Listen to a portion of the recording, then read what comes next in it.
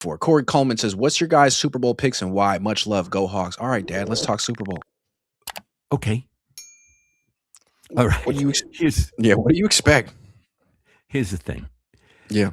I would love to say I know what's going to happen. I could bullshit you like on one of these talk shows on TV. Well, so and so's going to win. I don't know. I mean, here's what I know.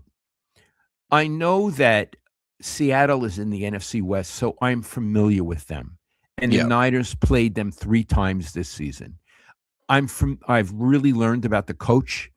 I've learned about the offensive coordinator who, God help him, may become the head coach of the Raiders. So I'm familiar with that team. I know what's good about them, and I know their potential flaws. I don't see New England that much, Iggy. They're all the way out there in the AFC. When I know about them is their coach did a hell of a job. I mean, Vrabel, holy mackerel, what a wonderful job he did.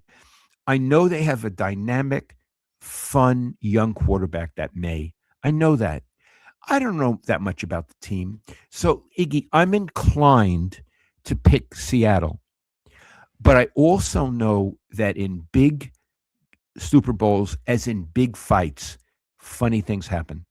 Yeah. All of a sudden, you get in the ring with them or on the field with them, and it doesn't look the way you thought it would look. So I'm picking Seattle, but if New England handles them, if New England wins, I wouldn't be surprised at all. How about you? I wouldn't be surprised. Let's try to work it out in our heads. What New England has going for them, you already laid it out. Great coaching staff. Mike Vrabel is a great head coach. And if he wins a Super Bowl, you could argue he did something that Belichick never did, which was win one without Tom Brady. So he's really good. He did this in his first year. Josh McDaniels is a good offensive coordinator.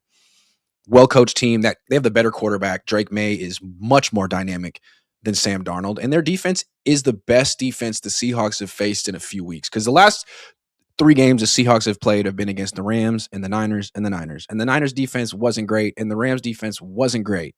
So now they're facing a defense that can stop the run, that has a really good secondary and a good coordinator, a good coach. So big test for Seattle. That being said, the Seattle's defense is so good. And the Patriots, they have the quarterback, but you can't name their running back. You can't name their receivers. You can't name their tight end. They don't have a lot around them. They have a good coordinator, but this defense is just so good. I think the Seahawks are going to make Drake May's life miserable. That's what I think. Okay. You say Seattle has a great defense. Do you think the Rams think that Seattle has a great defense? No, that's fair. That's fair. But the Rams do have that quarterback and those receivers and the tight ends and the running back. They have much better players than the Patriots do, in my opinion. Patriots have the quarterback, but nothing else much around them. Okay. And they have to come. Maybe I'm wrong. Maybe freaking Stephon Diggs will go for 150 yards, but he's been giving them like 20 and 30, and that's their number one guy. He's 31. And Seattle has that one guy in Jigba. Really good. What a player. I mean, and their running back's really good, Kenneth Walker. Yeah. They used to have the Chardonnay, but they don't have him anymore, right? Well, that's what they say. I mean, Chardonnay can be a little overrated. It's a little too buttery, too oaky. So you're picking Seattle? Picking Seattle. I just think I've picked against them both rounds. And every time it's like, well, they're clearly the better team. I just don't trust Sam Darnold. To me, they're clearly the better team, and I'm beginning to trust Sam Darnold. Okay. Here's what I want to say at the emotional level. I find the game interesting, and I will watch it. Okay, I find the game interesting, but it's not like we're talking about the Niners in a game. When we talk about the Niners in a game, like I'm revving up, I'm driving down the freeway at 150 miles an hour. All the synapses in my brain are firing. I'm really deeply interested. I'm kind of interested in this game, I have to admit.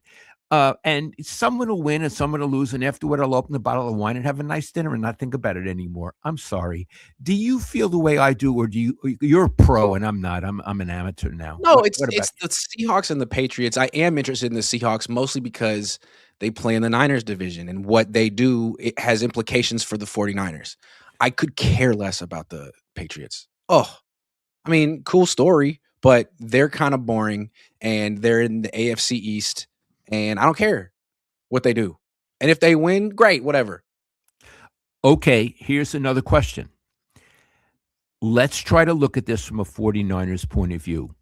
Win or loss on Seattle's.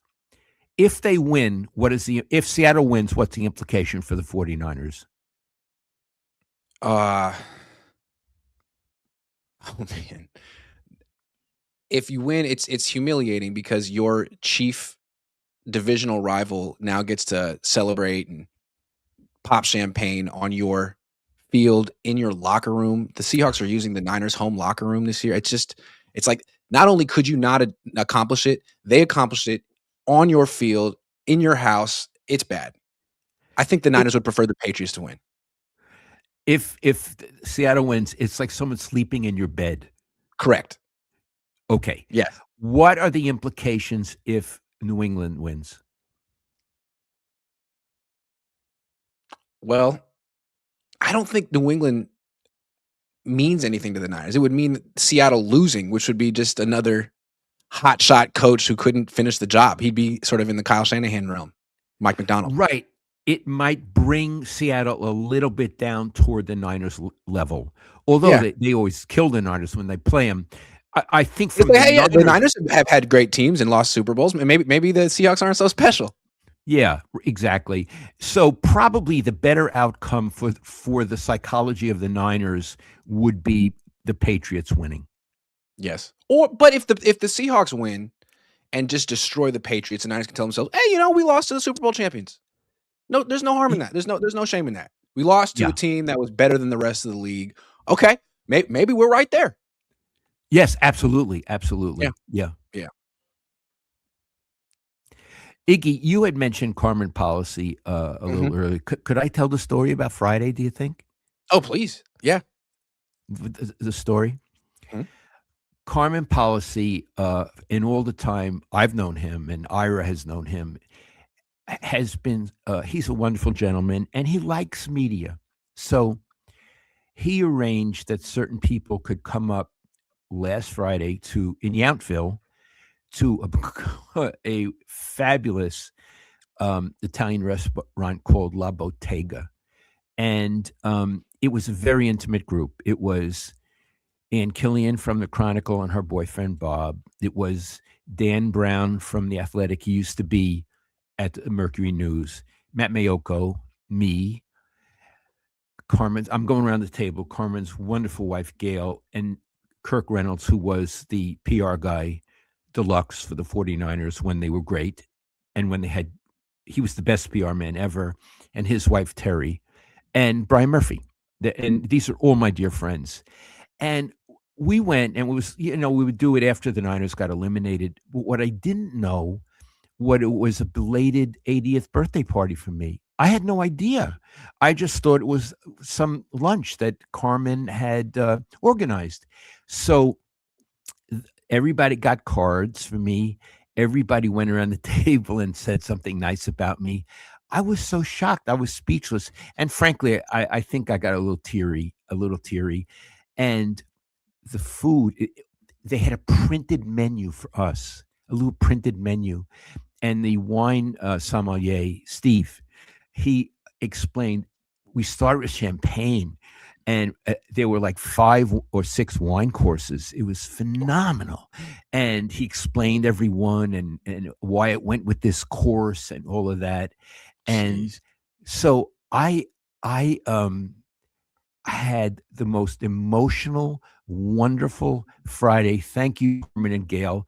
And Matt Mayoko, went out of his way to drive me up there and back. And he never told me it was for my 80th birthday. We were chatting and chatting and chatting. And when I got up there, it was happy birthday, Lowell, happy birthday. Wow, what a day. So that's what I did on Friday. That's a great story. Wow, what a cool guy Carmen is. Oh, Anyway. and here's the other thing. I want to just say one other thing. Carmen makes a Cabernet, a Napa Cabernet called Casa Piena, which in Italian means full house. Piena, plentiful, that kind of thing. And he knows I love it. So for the final, we had steak as the final. I mean, there were so many courses, Iggy, and he opened Casa Piena. Oh, it was like the nectar of the gods. And my friends all chipped in. It's very expensive, and got me a bottle of it, which I haven't, and they all signed it, which I now have at home. So what a I day. think I've had the Casa Piano. Was that at your retirement party? That's the last time I saw Carmen, right? He was there. Am I wrong? He brought it. He brought it. He brought Yeah. it. Yeah, he was It's there. unbelievable. Yeah, he's incredible. Isaac Barraza says, Lowell, what was Eddie DeBartolo's best trait when he was owner, and does Jed York have that trait? Okay. Passion, the life passion. I will let nothing stand in my way to be great. I have not seen Jed have that. Jed may have other wonderful qualities. He may be a great friend. I imagine he's a great husband.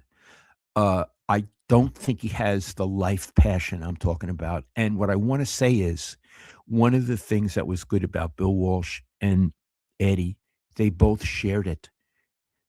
Uh, Bill had it too, and it led to tremendous conflict between them, but tremendous understanding, mutual understanding.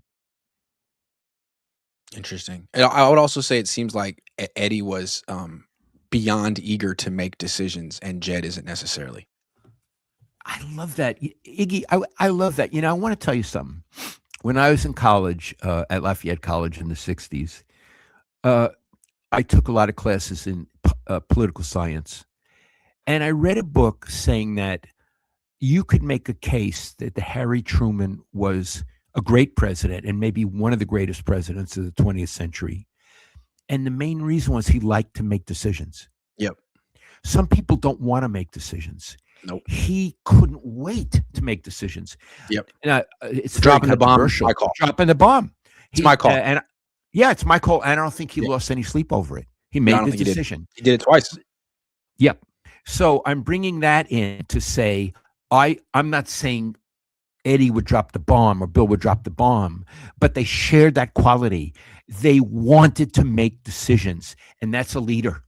A leader makes a decision. It's often a wise decision and lives with the consequences and moves on. That's Eddie.